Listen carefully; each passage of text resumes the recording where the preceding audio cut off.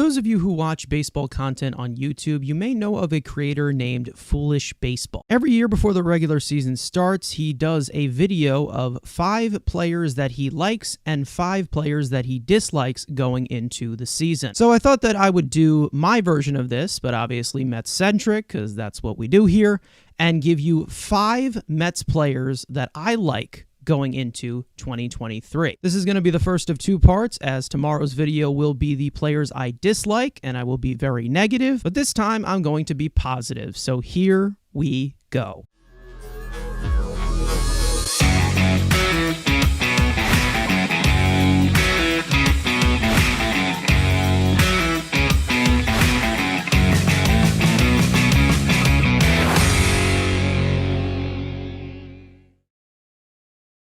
So of the 5 players that I like and of the 5 players that I dislike, there's going to be quite a few players on here who are starting in AAA this year, and we'll see them in the majors. And there's also going to be guys who are starting in the major leagues who I think should be starting in AAA. So you're definitely going to see where my alliance shifts throughout these 2 videos, throughout the Mets 40-man roster. And I also want to point out before these 2 videos begin, this is just my opinion. If you're upset about it, make sure to leave a comment below. And I also want you to keep that thought in mind while you're doing it, that I don't care.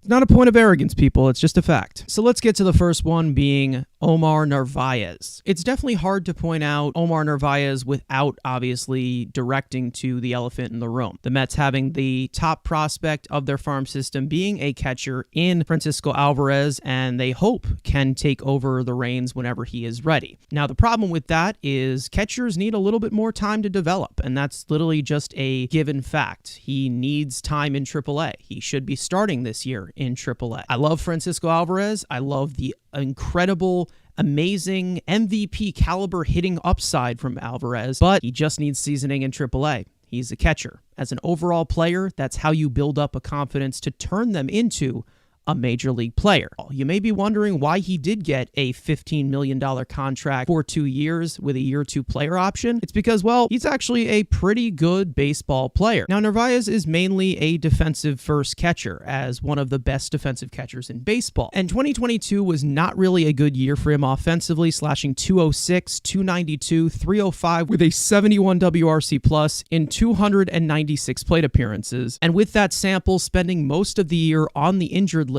with multiple lower body injuries. But one thing that gets very driven over is that in terms of the catcher position, Narvaez is one of the best offensive catchers since his debut, and I believe that he does have the opportunity to be better this year. Now, the main reason for this being the shift band. Narvaez isn't a spray hitter, but he does love to use the middle of the field rather than being a full pull hitter from the left side. Not only are his shift splits promising, his batted ball peripherals could really do some damage with some power behind them. I don't really expect him to hit for that much power this year, but in terms of situational hitting, Narvaez is definitely somebody that I would like to have at the plate. He walks a lot, he puts up a lot of competitive at-bats, and he could really produce as a bottom 3 hitter in a lineup, specifically a team like the Mets. Now, last year, the Mets lineup past the top 4 seemed like pretty much death row for a majority of the season. Now, Narvaez isn't the top answer to fixing that, but I do think he could be one of the answers that can fill the rest of this lineup. But I'm expecting him to be a very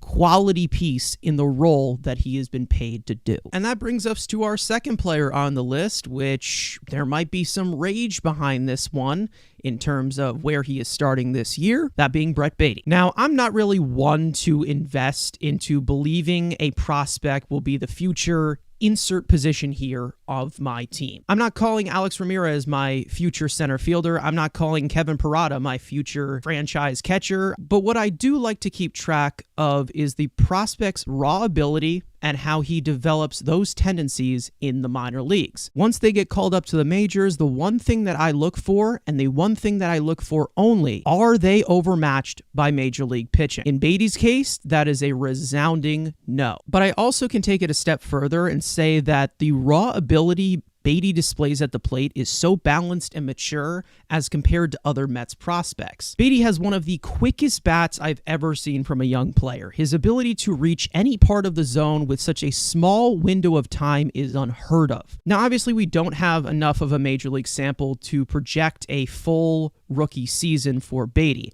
but in terms of batted ball data that we do have, Beatty's quality of contact is very impressive. The question that does still remain is whether his raw hitting tool could translate into major league level power. I think that there's more growing than proving at this stage in his career, but that's more in a good way. Beatty has a huge tendency to use the entire field, which is a skill that modern day players refuse to tap into. There's a reason for that, in which prolific power is sustained by pulling the ball, which has the highest barrel window. Now, in terms of power, quality of contact, and overall bat speed Beatty displays, the arc of developing that prolific power is best described by former MVP in 2018, Christian Yelich. Rookie Yelich was always a raw hit tool threat who may have had similar launch angle issues to Beatty with a small barrel window. As soon as Yelich finally tapped into more bat control with raw bat speed, his power numbers skyrocketed, and that's what I'm hoping to see with Beatty. Beatty's raw power ability is there and well, but his extremely mature approach is what makes his bat major league ready already. I personally think that Beatty is still an unfinished player who will grow with only major league experience. Applying his raw hitting tool is what I believe could form into his full capacity, and that begins with a full rookie year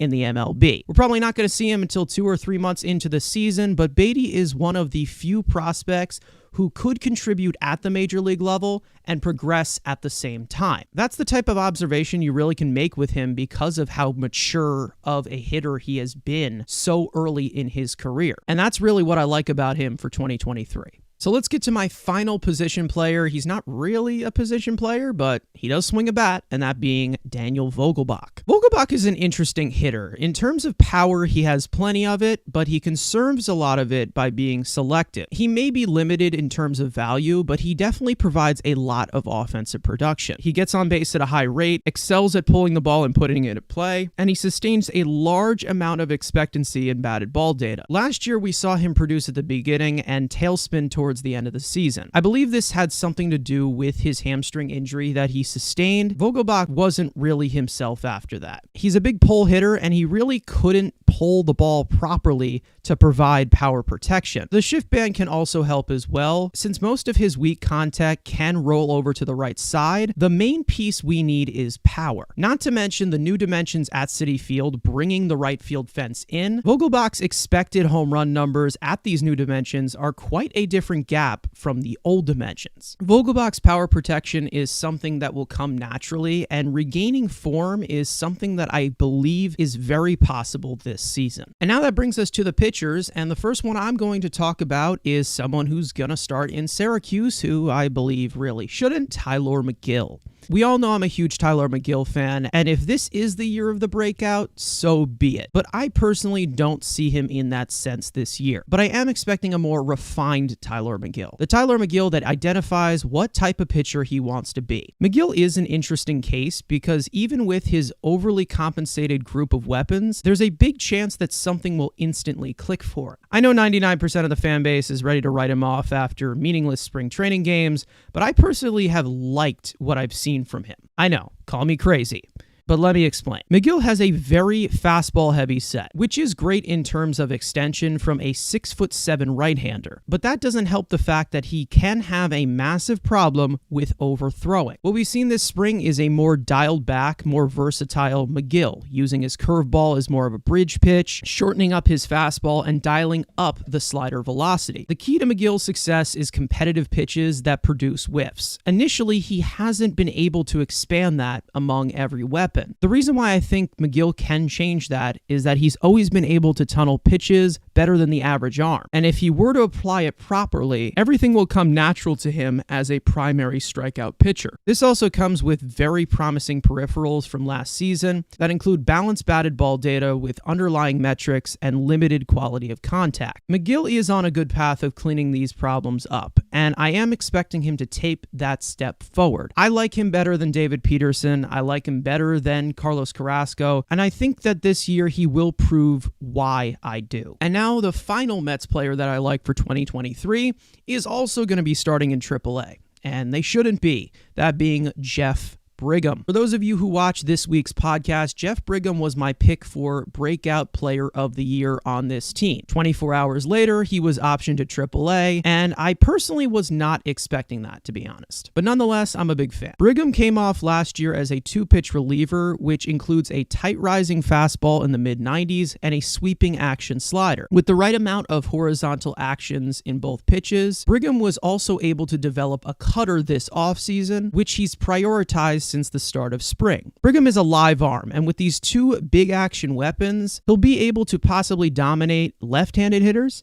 and right-handed hitters. So far in his career, Brigham has had slight command issues and has struggled to keep the ball out of the air. But what makes this solving adjustment so simple for him is his initial ability to suppress a lot of hard contact. This is the year where I'm expecting Brigham to really assert himself as a primary strikeout pitcher, and I really wouldn't be surprised if he is slotted into a high-leverage role later on this season. I really don't understand why he didn't make the opening day roster, but that's definitely not the last you have seen of Jack Brigham. I think this guy is going to be a stud.